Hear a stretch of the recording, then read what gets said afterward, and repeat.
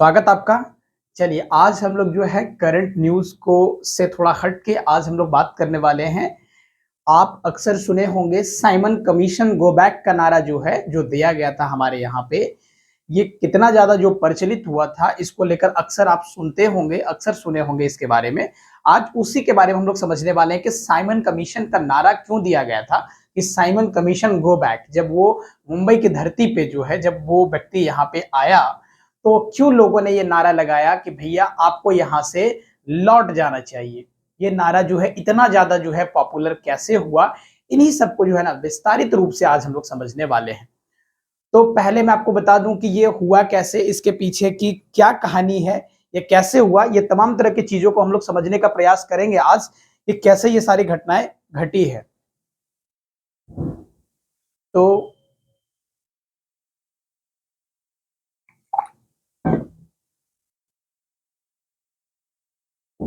ठीक है, तो इसके बारे में आज हम लोग बहुत डिटेल में समझने का प्रयास करेंगे कि साइमन गो बैक का नारा क्यों दिया गया था। अगर आप ठहर के सुनेंगे तो बहुत डिटेल में सारी चीजें आपको समझ में आएगी। आप जैसा कि देख सकते हैं तस्वीरों में, यहां पे आप देख सकते हैं, जब ये घटना मैं आपको बता दूं कि 1928 की है। ये 1928 की है, जब मुंबई की धरती पे 3 फरवरी 1928 को, जब ये बंबई में क्या होता है, यहाँ पे जो कमीशन जो बना था, अंग्रेजों के द्वारा जब बनाया गया था कमीशन, वो भारत आता है और भारत की धरती पे उतरते ही इसके खिलाफ में लोग जो है उतर जाते हैं, और फाइनली जो है यहाँ पे इसके खिलाफ क्या होता है, आंदोलन निकलता है कि भैया आपको जो है यहाँ पे इस कमीशन के रिपोर्ट को हम बिल्कुल नहीं मानेंगे, क्योंकि जो है ये हमारे पक्ष में जो है निर्णय के साथ ये खिलाफ रह सकता है, इसीलिए जो है हम क्या करते हैं, इसका विरोध करते हैं। चलिए कहानी जानते हैं कि क्या है, इसी के बारे में बहुत डिटेल में आज समझने का प्रयास हम लोग करेंगे। चलिए तो थोड़ा सा मैं आपको बैकग्राउंड समझा दूं। देखिए साइमन कमीशन को समझने से पहले थोड़ा सा मैं बैकग्राउंड समझाना चाहूंगा कि किस तरीके से यहां तक बातें आई, साइमन कमीशन गो बैक का नारा क्यों लगा, इसके पीछे का थोड़ा सा बैकग्राउंड समझते हैं, उसके बाद आपको चीजें और भी स्पष्ट समझ में आएगी। इसको मैं थोड़ा सा समझाऊंगा थोड़ी देर बाद, इससे पहले मैं समझा दूं कि ये हुआ कैसे, ये माहौल बना कैसे।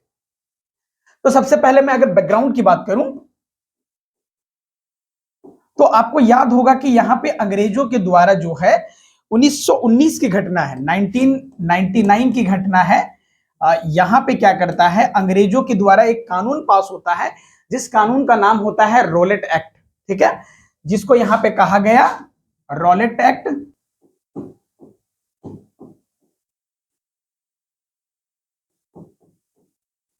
अब इस एक्ट में जो है, यहां पे आप जैसा देख सकते हैं कि जब 1919 में जब ये बना, रॉलेट एक्ट के नाम से जब ये जाना गया, तो सबसे पहले मैं आपको समझा दूं कि इस कानून में ये एक काला कानून के नाम से जाना गया।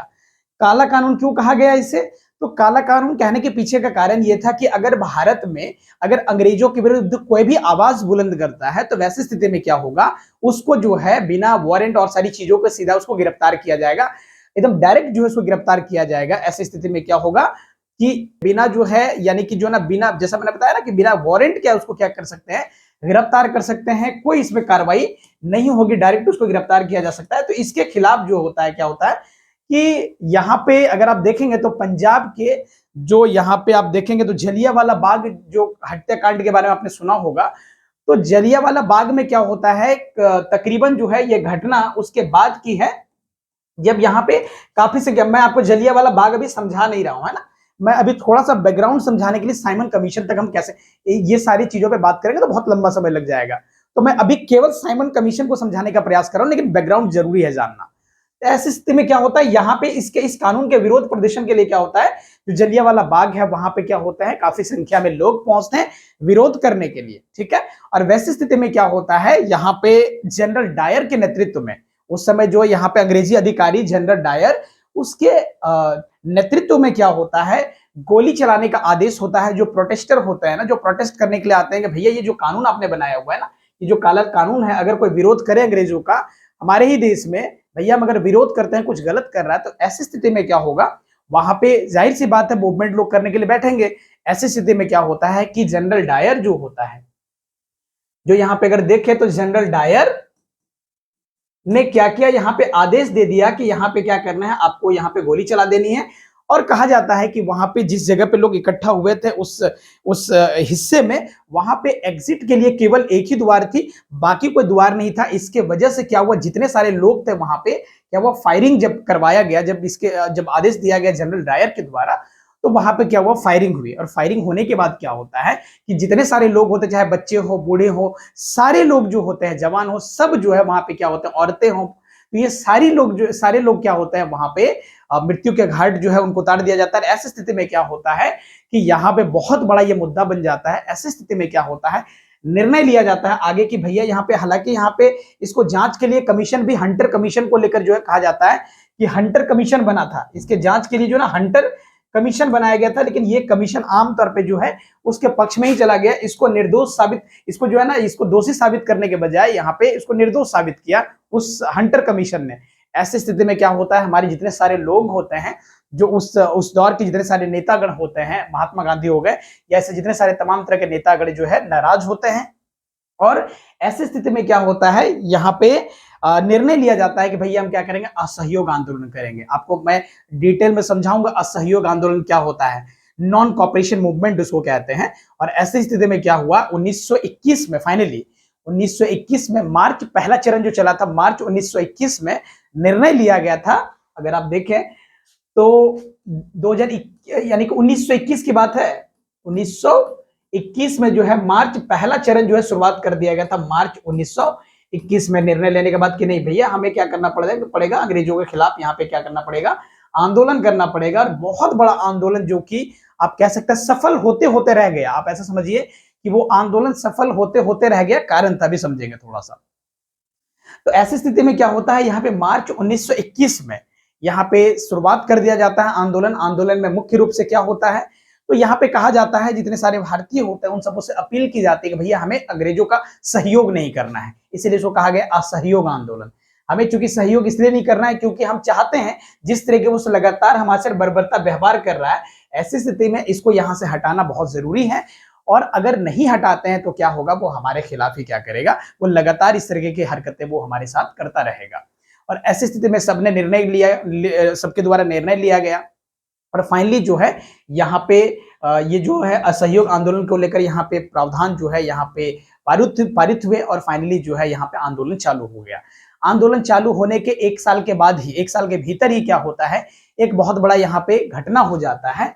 अगर आप देखें तो असहयोग आंदोलन बेसिकली था क्या, तो आपको मैं थोड़ा सा ब्रीफ में समझा दूं, डिटेल में बात करेंगे कभी, कि असहयोग आंदोलन कहता है कि हम अंग्रेजों का सहयोग नहीं करेंगे, चाहे वो किसी भी तरीके से अगर अंग्रेजों के साथ काम कर रहा हो, किसी मतलब मान लेते कोई उसके साथ जो है ना डॉक्टर, मतलब उसके सहायता के लिए डॉक्टर कोई हो, या फिर उसके यहाँ पे कोई जॉब करता हो, किसी भी तरीके का जॉब करता हो, टीचर हो, प्रोफेसर हो, या फिर जो है वकील हो, तो हमें क्या करना है, उसको त्याग देना है। वो जितने सारे जो कपड़े बनाते हो अपने अपने तरीके से, यानी कि उनके द्वारा जो कपड़े बनाए जाते हैं उसका भी हमें त्याग करना है। और ऐसी स्थिति में ये बहुत बड़ा आंदोलन जो है अपने आप में बना, काफी सारे लोग त्याग भी किए। और ऐसी स्थिति में क्या होता, आंदोलन जो है अपने चरम सीमा पे पहुंचने ही वाला था। ऐसी स्थिति में होता क्या है, एक चोरा चोरी का कांड हो जाता है। ये क्या होता है अभी समझेंगे, चोरा चोरी का कांड होता है। और ये जो है ना, अगर आप देखेंगे, अगर आप ये देखेंगे तो ये 1922 की घटना है। ये 1922 में क्या होता है, यहां पे ये घटना घटित होता है, ठीक है। और इसी समय माना जाता है कि यहाँ पे गांधी जी काफी नाराज होते हैं। होता क्या है कि जो आंदोलनकारी थे ना, आंदोलनकारी ने क्या किया, यहाँ पे इस घटना को अंजाम दिया। इसमें हुआ ये था कि अगर एग्जैक्ट डेट अगर बात करी जाए तो 4 फरवरी की बात थी, 4 फरवरी 1922 की बात है। और ऐसी स्थिति में क्या होता है, जो आंदोलनकारी थे इसने क्या किया, हिंसा को अंजाम देते हुए, यानी कि हिंसा का जो है धारण करते हुए क्या किया इसने, जो एक जो है अंग्रेजों का जो है एक चौकी हुआ करता था, पुलिस चौकी जो था, उसको क्या किया गया, यहाँ पे जला दिया गया। पुलिस समेत 22 पुलिस यहाँ पे मारे गए थे, 22 पुलिसकर्मी जो है यहाँ पे मारे गए थे इस घटना में। और चूंकि आपको पता है कि महात्मा गांधी जो है अहिंसा के पुजारी हैं, वो कभी नहीं चाहते हैं कि यहाँ पे क्या हो, इस तरीके की घटना अगर हो तो वो कभी भी बर्दाश्त नहीं करते, क्योंकि वो खुद जो है अहिंसक व्यक्ति रहे हैं। जैसा कि कहा भी जाता है कि उनके हाथ में लाठी जरूर थी लेकिन कभी उन्होंने चलाया नहीं। ये काफी बातें उनको लेकर जो है प्रसिद्ध यहाँ पे रहती है, जो कि आपको मालूम होगा।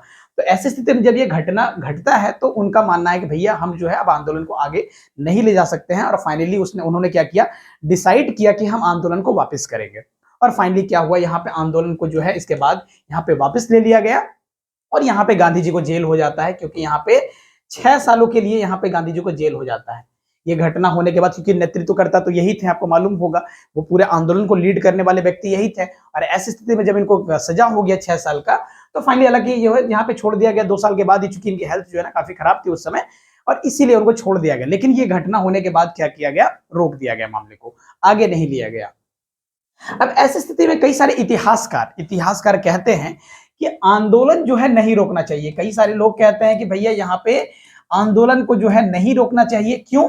क्योंकि यहाँ पे आंदोलन किसी एक कोने में जब हुआ था, किसी एक कोने में हुआ, तो पूरे देश में जो हो रहे हैं आंदोलन को रोकने की यहाँ पे कोई लॉजिक बातें समझ यहाँ पे नहीं आती है, जो कि यहाँ पे इनके द्वारा कहना था। कुछ लोग यहाँ पे कहते हैं कि भैया ये गलत किया उन्होंने, और जब कर ही रहे थे तो लोगों से राय मशवरा करके करते, जो कि यहाँ पे कहा जाता है, कुछ लोग यहाँ पे कहते हैं कि ये उनके द्वारा ठीक नहीं हुआ, कुछ लोग ये मानते हैं।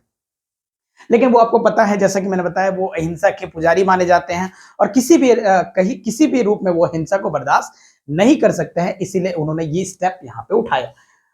तो फाइनली हुआ क्या, यहाँ पे जब ये आंदोलन समाप्त हो गया, उसके बाद जो है, इसके कुछ ही दिन के बाद यहाँ पे अगर हम देखें तो मार्च 1923 में क्या होता है, एक पार्टी बनती है, कांग्रेस से अलग होकर एक पार्टी बनती है जिसका नाम होता है स्वराज दल। यहाँ पे अगर देखें तो स्वराज दल करके जो है एक पार्टी बनती है, और इस समय जो है इसका जो नेतृत्वकर्ता, जो यहाँ पे जो नेतृत्व कर रहे थे, क्यों यहाँ पे पार्टी बनता भी समझेंगे। यहाँ पे चित्तरंजन दास करके एक व्यक्ति होते हैं, चित्तरंजन दास, और दूसरे व्यक्ति जो है काफी जो प्रमुख रूप से यहाँ पे जाने जाते हैं, जिनका नाम मोतीलाल नेहरू जी, जो कि जो यहाँ पे आप जानते हैं ना, जो जवाहरलाल नेहरू, उनके फादर साहब। ये इन लोगों के नेतृत्व में क्या होता है, यहाँ पे बनता है, ये पार्टी के अध्यक्ष रहते हैं जब ये पार्टी बनती है, और ये जो है सचिव यहाँ पे रहते हैं। ठीक है, अब ये पार्टी देखिए बनने के पीछे का कारण क्या हुआ। यहाँ पे कुल मिला के क्या होता है, जब किसी पार्टी से वो पूरी तरीके से संतुष्ट ना हो, वैसे स्थिति में ये निर्णय लिया जाता है। और फाइनली क्या हुआ, जब गांधी जी, जब यहाँ पे ये आंदोलन को रोक दिया गया, तो आंदोलन में कई सारे प्रावधान थे। उसमें अगर देखें, मैं थोड़ा सा समझाना चाहूंगा, उसके बाद हम लोग साइमन कमीशन रिपोर्ट पे आएंगे। अब क्या है यहाँ पे, जब यहाँ पे क्या हुआ ना, यहाँ पार्टी बनने के पीछे का कारण आपको पता ही है कि यहाँ पे असंतुष्ट, यानी कि संतुष्ट न होना, तो वैसे स्थिति में पार्टी बनती है। और फाइनली जब पार्टी बना, तो यहाँ पे इन्होंने क्या किया, कहा, जब असहयोग आंदोलन चल रहा था, तो असहयोग आंदोलन जो मतलब वहां पे जितने सारे जो वहां पे दिए गए थे कि क्या क्या हमें फॉलो करना है, तो वैसी स्थिति में एक चीजें वहां पे लिखी हुई थी कि हम क्या करेंगे, जो विधानमंडल का चुनाव होगा ना, अंग्रेजों के द्वारा जो करवाया जाएगा, विधानमंडल का जो चुनाव होगा, हम उसमें पार्टिसिपेट नहीं करेंगे। विधानमंडल के चुनाव में कई सारी बातें थी, उसमें से एक बात है, मैं ऐसा इसलिए बता रहा हूं ना, क्योंकि हमें केवल साइमन कमीशन को समझना है। अभी डिटेल में समझेंगे तो बहुत लंबी बातें हो जाएगी, इसलिए मैं इसको समझाने का प्रयास कर रहा हूं। तो विधानमंडल में क्या करेंगे, हम पार्टिसिपेट नहीं करेंगे, ऐसी बातें उसमें यहाँ पे असहयोग आंदोलन जब यहाँ पे जब उसमें जो प्रावधान लिखे गए थे, जो प्रोविजंस किए गए थे, उसमें से एक बात यह भी थी कि हम क्या करेंगे, विधानमंडल में पार्टिसिपेट नहीं करेंगे। और फाइनली क्या किया, जब यहाँ पे जो यहाँ पे आप देख रहे चित्तरंजन दास जी हो गए, या फिर यहाँ पे मोतीलाल नेहरू जी हो गए, जब यहाँ पे स्वराज दल को लेकर जब ये लोग जो है यहाँ पे पार्टी जब ये बनाते हैं, तो फाइनली तो कांग्रेस के द्वारा मान्यता दिया गया। लेकिन यहाँ पे क्या होता है, इनका कहना है कि हम चूंकि पार्टी बनाने के पीछे का मेरा कारण, हम यहाँ पे विधान, और ये लोग क्या करते हैं ना, आप ध्यान रखिएगा, ये जब पार्टी बना लेते हैं तो ऐसी स्थिति में क्या करते हैं, विधानमंडल को लेकर कहा गया था असहयोग आंदोलन में कि हम पार्टिसिपेट नहीं करेंगे, क्योंकि अंग्रेजों के द्वारा जो विधानमंडल की जो चुनाव करवाई जाएगी, उसमें हम पार्टिसिपेट नहीं करेंगे।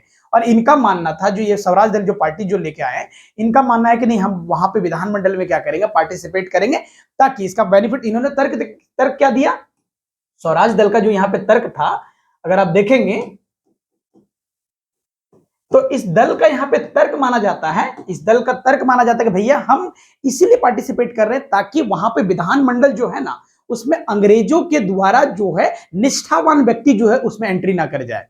उनका मानना था, यानी कि इस दल का मानना था कि हम यहाँ पे एंट्री इसलिए कर रहे हैं ताकि क्या हो, यहाँ पे जो लोग हैं, कौन, जो हमारे उसके निष्ठावान के लोग, कौन, अंग्रेजों के निष्ठावान के लोग वहां पे एंट्री ना कर जाए, जिससे क्या हो सकता है, हमारे हक और अधिकार और मारे जा सकते हैं। इसीलिए ये कहते हैं कि हम यहाँ पे अपने व्यक्ति को क्या कर रहे हैं, यहाँ पे एंट्री दिलाने का प्रयास कर रहे हैं, ताकि हम क्या कर सके, जो हमारा यहाँ पे जो असहयोग आंदोलन की जो यहाँ पे मुख्य जो यहाँ पे नीति थी, जो असहयोग आंदोलन को लेकर जो यहाँ पे हम क्या कर रहे हैं, जो यहाँ पे विचार कर रहे थे, जैसा कि मैंने, तो यहां पे देखिए, तो जो असहयोग आंदोलन को लेकर,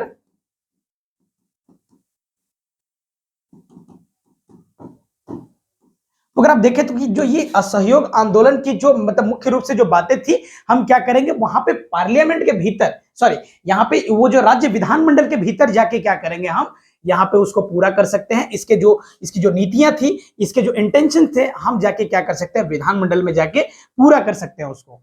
तो ये अपना तर्क देते हैं। और ऐसी स्थिति में दूसरा तर्क क्या देते हैं कि हम इसलिए जा रहे हैं, मेरे जाने के पीछे का कारण क्या है, हम इसलिए जा रहे हैं ताकि यहाँ पे क्या हो, यहाँ पे उसके जो अपने लोग हैं, अंग्रेजों के द्वारा अपने लोग कहीं उसमें एंट्री ना कर जाए, और इसीलिए यहाँ पे हम इसमें एंट्री करते हैं। हालांकि क्या हुआ, ये पार्टी जो है 1925 में यहाँ पे चित्तरंजन दास जी का मृत्यु हो जाने के बाद क्या होता है, ये पार्टी काफी कमजोर हो जाती है और अंततः ये कांग्रेस में ही मिल जाती है। अंततः ये क्या होता है, कांग्रेस में ही आके यहाँ पे मिल जाती है ये पार्टी, ठीक है। लेकिन बीच में उन्होंने कई सारे काम किए, उनमें से एक प्रमुख काम किया, मैं उन्हीं कामों को केवल गिनवा रहा हूं जिससे हम साइमन कमीशन तक पहुंच सके। बातें बहुत डिटेल में होगी, कभी अगर बात करेंगे इस पे कि साइमन कमीशन, अगर इस पे असहयोग आंदोलन पे बात किया जाए या फिर स्वराज दल के ऊपर बात किया जाए तो काफी लंबी बातें हो जाएगी, इसीलिए मैं केवल साइमन कमीशन तक पहुंचने के लिए सारी बातें समझा रहा हूं आपको।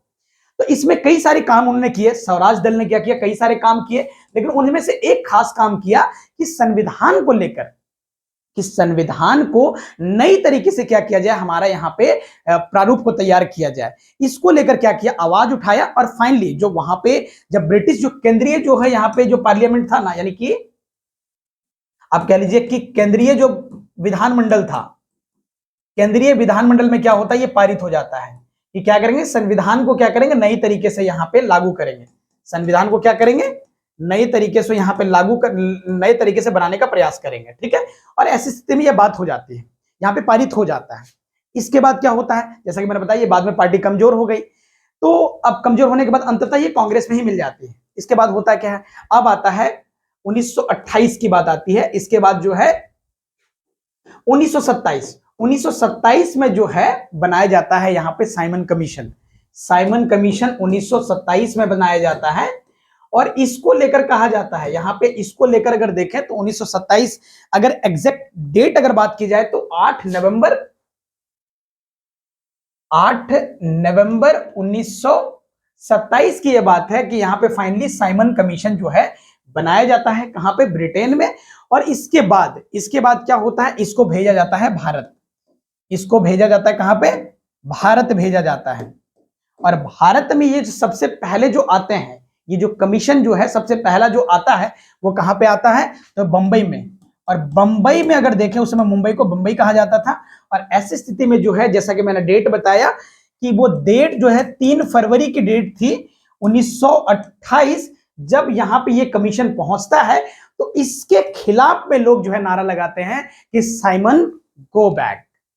ऐसा क्यों किया गया होगा, इसके पीछे का कारण ये था कि भैया ऐसा है कि हम आपको एक्सेप्ट नहीं कर पाएंगे, क्योंकि इस कमीशन में टोटल 7 लोग थे, इस कमीशन में टोटल 7 सांसद थे, ध्यान रखिएगा 7 सांसद थे। किसके, ब्रिटेन का।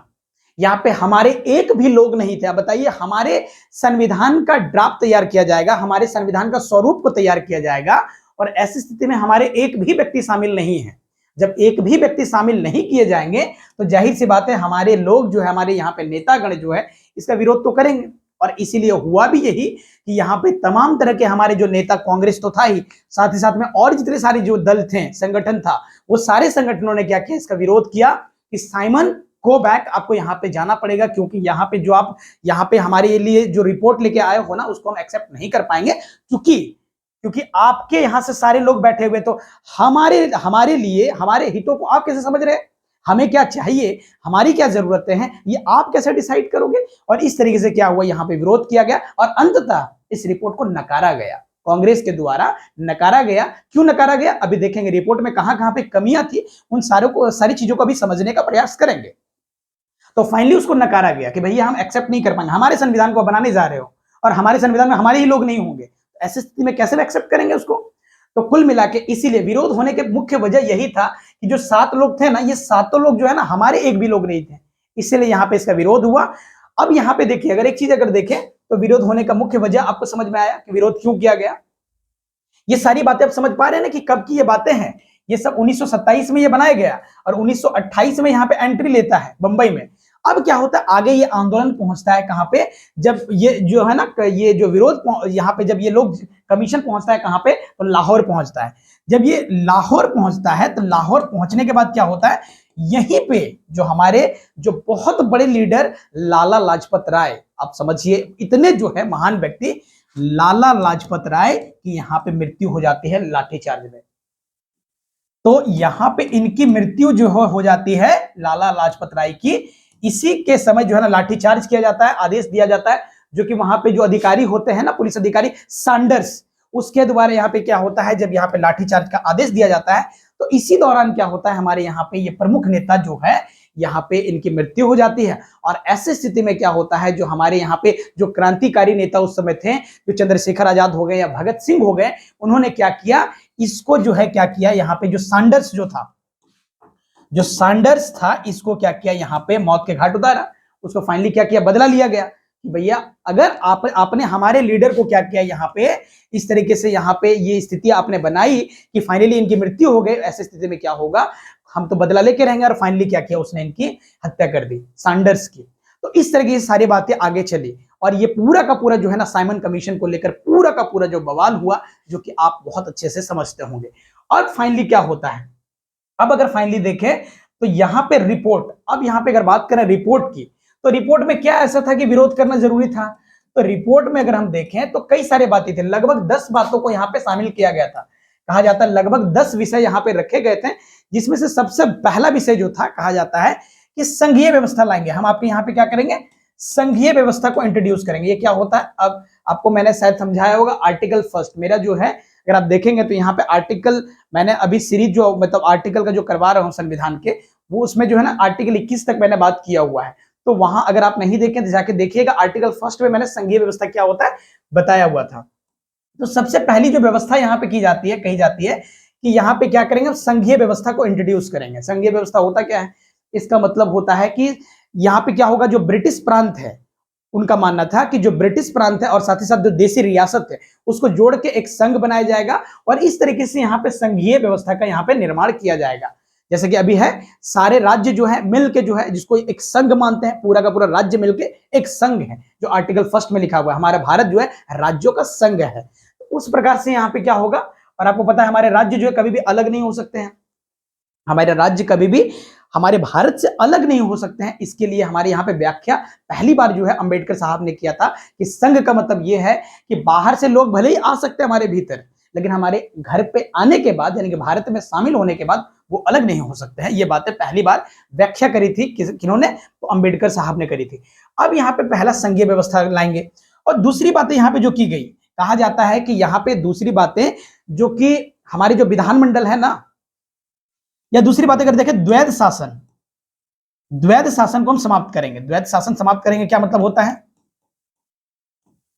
इसका मतलब यह था कि 1919 में एक कानून लाया गया था अंग्रेजों के द्वारा, जिसको बोलते हैं भारतीय शासन अधिनियम। उसमें क्या किया गया था, भारतीय शासन अधिनियम में लाने के पीछे का कारण यही था कि यहाँ पे क्या करेंगे, द्वैध शासन लाएंगे। यानी कि प्रांत में, प्रांत जो हुआ करते, जिसको आज के डेट में राज्य बोलते हैं ना, उस समय प्रांत कहे जाते थे। तो प्रांत में क्या होता था, एक पावर दिया गया था गवर्नर को, और दूसरा पावर जो गया था, और दूसरा पावर जो दिया गया था, जिसको हम लोग बोलते हैं यहाँ पे विधानमंडल को दिया गया था। ठीक है, 2 पावर बटाया था यहाँ पे, और इन दोनों के विषय भी अलग किए गए थे। इनको जो दिया गया था यहाँ पे कुछ विशेष जो है यहाँ पे अधिकार दिए गए थे, और साथ ही साथ अगर देखें तो इसको जो है, इसको यहाँ पे बोलते हैं ना रिजर्व जो है विषय था, इसको बोलते हैं रिजर्व सब्जेक्ट था, इसके लिए आरक्षित सब्जेक्ट, और इसके लिए जो ना हस्तांतरित सब्जेक्ट वो माना जाता था। और आमतौर पे था कुछ नहीं, कहने के लिए विधानमंडल के पास कुछ शक्ति था नहीं वैसा, कुल मिला के शक्तियां जो थी ना इन्हीं के पास थी। कुल मिला के शक्तियां कहने के लिए कि राज्यों में 2 पावर रहेगा, कुछ पावर इनके पास, कुछ पावर इनके पास, लेकिन मुख्य रूप से पावर इन्हीं के पास था। और इससे काफी जो हमारे लोग नाराज थे कि भैया ये कुल मिला के अपने जो गवर्नर वही लोग का होता था, और गवर्नर अपने ही लोग को जब बैठाए हैं तो सारा पावर तो उन्हीं को दे दिए हैं। तो क्या फायदा, तो इसका विरोध किया गया था। तो फाइनली यहाँ पे क्या किया गया, इस शासन व्यवस्था को यहाँ पे हटाया गया था। इनका कहना था कि यहाँ पे जिस रिपोर्ट जो है ना, साइमन कमीशन रिपोर्ट का मानना था कि हम क्या करेंगे, यहाँ द्वैत शासन को हटा देंगे। और फाइनली जो है ना यहाँ अप्रोच लेके आया भी था कि ठीक है हम इसको हटा देंगे, ठीक है। लेकिन इसके साथ साथ एक बातें और भी कर दिया गया था कि यहाँ पे जो होगा ना, यहाँ पे हम पावर तो हटा देंगे, यहाँ पे द्वैत शासन हटा देंगे, लेकिन विशेष सिचुएशन में, मान लेते हैं सिचुएशन कभी खराब हो या कुछ हो, तो वैसे स्थिति में क्या होगा, गवर्नर के पास पावर रहेगा। जो गवर्नर होगा वो विशेष स्थिति में क्या करेगा, उसको डील करने का प्रयास करेगा। जब विशेष स्थिति आएगी तो वहां पे क्या होगा, यहाँ पे ये हस्तक्षेप कर सकता है कौन, गवर्नर। और इसको लेकर मुद्दा बनाता कि भैया हम ये तो कभी एक्सेप्ट नहीं कर पाएंगे, ठीक है। तो ऐसी स्थिति में हुआ यही कि नहीं, हम ये नहीं कर पाएंगे। तो यहाँ पे एक चीज और किया गया है, अगर देखें तो यहाँ पे एक चीज और यहाँ पे किया गया कि अब हम पावर किसको दे देंगे, मंत्रियों को सौंप देंगे। मेन पावर किसको सौंप देंगे, तो यहाँ पे जो मंत्री होंगे ना, मंत्रियों को मेन पावर दे दिया जाएगा। इस यहाँ पे रिपोर्ट में यह भी बातें करी गई। लेकिन अब पावर मंत्री को दे रहे हैं, लेकिन विशेष सिचुएशन बनने पे तो पावर गवर्नर के पास ही रहेगा। तो इसका विरोध काफी हद तक यहाँ पे किया गया, भैया कि हम जो है एक्सेप्ट नहीं कर पाएंगे, ये चीजें जो आप कर रहे हैं इसके लिए हम यहाँ पे तैयार नहीं है, ये बातें बिल्कुल नहीं चलेगी।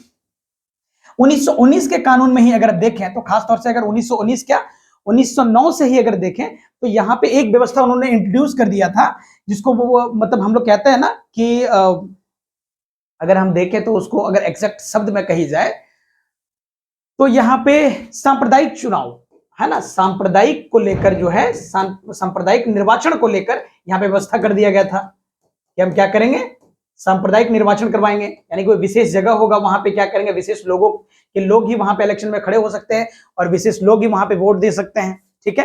जैसे कि कई सारे कम्युनिटी के लिए किया गया था ना, जैसे चाहे वो मुस्लिम हो गया या फिर ईसाई हो गया, ऐसे तमाम तरह के लोगों के लिए व्यवस्था किया गया था कि जहां पे मान लेते हैं जो मुस्लिम लोग हैं, जो एरिया मुस्लिम का होगा, वहां पे खड़े भी मुस्लिम लोग होंगे और वहां से वोट भी वही देंगे। वो तमाम तरह की बातें यहाँ पे हुई थी, जो कि हम लोग समझेंगे कभी, जब 1919 का अधिनियम समझेंगे कभी, तो उसमें ये डिटेल में बात करने का प्रयास करेंगे, ठीक है। तो ये सांप्रदायिक निर्वाचन का जो है चलन स्टार्ट कर दिया गया था कि हम सांप्रदायिक निर्वाचन करवाएंगे, जो कि हमारा संविधान जो है जब बना तो फाइनली 326 के आर्टिकल 326 में साफ तौर से मना कर दिया गया कि हमारे यहाँ पे कोई भी सांप्रदायिक निर्वाचन तो नहीं चलेगा। तो हमारे देश में आज के डेट में सांप्रदायिक निर्वाचन बिल्कुल वो प्रणाली को एक्सेप्ट नहीं किया गया, हम सिरे से इस व्यवस्था को खारिज करते हैं। और यहाँ पे इसके रिपोर्ट में क्या किया गया था, यहाँ पे अगर देखें तो इसको यहाँ पे इंट्रोड्यूस किया गया था कि क्या करेंगे, हम यहाँ पे सांप्रदायिक निर्वाचन को कंटिन्यू रखेंगे। और हमारा मानना है, और इसी को लेकर कांग्रेस विरोध करता है कि सांप्रदायिक निर्वाचन हमारे भारत में तो कम से कम नहीं चल सकता है। ये बातें हुई। और उससे पहले जैसा कि मैंने बताया कि गवर्नर को लेकर गुस्सा था कि गवर्नर को आप विशेष पावर दे रहे हैं, वो गलत है। इसी प्रकार से अगर देखें तो जैसे कि यहाँ पे अगर देखें तो जो यहाँ पे जो उच्च न्यायालय जो था, हाईकोर्ट जो था, हाईकोर्ट अगर देखें तो हाईकोर्ट को कहा गया कि भारत सरकार के अधीन रहेगा। ये किसके सरकार के अधीन रहेगा, तो भारत सरकार के अधीन रहेगा। तो आप समझिए कि न्याय व्यवस्था को भी वो क्या करने का प्रयास कर रहे थे, अपने अंडर खींचने का प्रयास कर रहे थे, जो कि यह भी जो है कुछ लोगों को ये बातें डाइजेस्ट नहीं हो रही थी कि आप जो है ना भारत सरकार के अधीन कैसे रख सकते हो। ये आमतौर पे क्या होता है, जुडिशरी के पावर जो है ना क्या होना चाहिए, सेपरेट होना चाहिए। वो उसका जो है ना जब भी जो होगा आप देखें तो यहाँ पे जो लोग बैठेंगे, मान लेते एग्जीक्यूटिव के लोग बैठेंगे, और यहाँ से आमतौर पे क्या होना चाहिए, जुडिशरी को जो है सेपरेट होना चाहिए। जैसा कि हमारे आर्टिकल 50 में, आर्टिकल 50 में ये बातें लिखी हुई है। सेपरेट जुडिशरी को क्या किया गया, सेपरेट किया गया है, किससे, तो एग्जीक्यूटिव से। एग्जीक्यूटिव से क्या किया जाएगा, उसको अलग किया जाएगा। और ये व्यवस्था हमारे यहाँ पे आर्टिकल 50 में साफ तौर से लिखा हुआ है। और इस तरीके से हमने इन सारी व्यवस्थाओं को खारिज करके अपने संविधान में लिखा हुआ है। तो उस समय ये सारी बातों को लेकर विरोध किया गया कि ये सब चीजें हम बिल्कुल भी एक्सेप्ट नहीं कर पाएंगे। चलिए ये बात एक्सेप्टेबल है भी, अगर ये सारी बातें ठीक भी है, लेकिन यहाँ पे कुछ ऐसी कंडीशन वो लगा देते हैं जिसको लेकर हम एक्सेप्ट करने को तैयार बिल्कुल भी नहीं थे। भैया हम ये बातें एक्सेप्ट नहीं कर पाएंगे, जो बातें आप कह रहे हैं कि हम इसको लेकर तैयार नहीं हैं। और फाइनली क्या हुआ, यहाँ पे साइमन कमीशन का विरोध किया गया, उसके रिपोर्ट को खारिज किया गया। इसके पीछे के ये तमाम तरह के कारण हैं, जैसा कि आप समझ सकते हैं। इस तरीके से लगभग 10 कारण थे जिसको आप यहाँ पे समझ सकते हैं, सारे कारणों को, कि किस तरीके से यहाँ पे ये सारी बातें यहाँ पे लिखी गई। ये मुख्य रूप से जो इंपॉर्टेंट है मैंने आपको समझाया है, बाकी ऐसे तमाम तरह के रिपोर्ट जो है यहाँ पे लगभग 10 रिपोर्ट थे और उन सारे रिपोर्ट को क्या किया गया यहाँ पे इंट्रोड्यूस किया गया और फाइनली जो है हमने क्या किया, उसको एक्सेप्ट नहीं किया। तो ये बातें कम से कम इस वीडियो में आपको समझ आया होगा कि साइमन कमीशन को लेकर ये जो विरोध चलता है, क्यों इसके पीछे विरोध चलने के पीछे का कारण क्या है, क्यों हम विरोध करते हैं कि भैया आपके ही अपने ही लोग क्या कर रहे हैं यहाँ पे, हमारे यहाँ पे जो है ना शासन करने का, यहाँ पे वो नए तरीके से हमें जो है ना फुसलाने का, एक प्रकार से कहिए कि वो व्यवस्था करने का यहाँ पे सोचा जा रहा है। जैसा कि मैंने बताया यहाँ पे क्या हुआ था 1928 में, यहाँ पे 17 जनवरी को जब वहां पे साइमन कमीशन जो है लाहौर पहुंचा था, तो उसी समय इनकी यहाँ पे मृत्यु हो गई थी, जैसा कि मैंने आपको समझाया। उतरा कब था हमारे यहाँ पे, तो जैसा कि मैंने बताया था कि हमारे यहाँ पे जो पहली बार कमीशन आया था, तो मैंने आपको समझाया था कि वो 3 फरवरी 1928 को हमारे यहाँ पे एंट्री ले लिया था और फाइनली वो बंबई की धरती पे उतरा। उसके बाद आते आते जब जो है ना यहाँ पे जब लाहौर पहुंचा कमीशन, तो जो है उस समय इनके यहाँ पे मृत्यु हुई थी, जैसा कि आप समझ सकते हैं, जो कि एक प्रमुख महान स्वतंत्रता जो है ना सेनानी यहाँ पे ये माने जाते हैं, जो कि आप यहाँ पे समझ सकते हैं। तो उम्मीद करते हैं आज की ये सारी बातें आपको स्पष्ट रूप से समझ में आई होगी कि किस तरीके से ये सारी चीजें, जैसा कि मैंने आपको समझाने का प्रयास किया, ये सारी बातें आपको स्पष्ट रूप से समझ आई होगी कि क्या यहाँ पे बातें रही थी। मैंने बैकग्राउंड भी समझाने का प्रयास किया कि क्यों ये यहाँ पे साइमन कमीशन तक बातें आई, इसके तमाम तरह के रीजन हमने आपको समझाने का प्रयास किया। तो उम्मीद करते हैं आज की सारी बातें आपको समझ आई होगी। चलिए जल्द ही मिलते हैं किसी अन्य वीडियो में किसी अन्य जानकारी के साथ। तब तक के लिए आपका बहुत बहुत शुक्रिया इतने धैर्यता से सुनने के लिए। Thank you so much.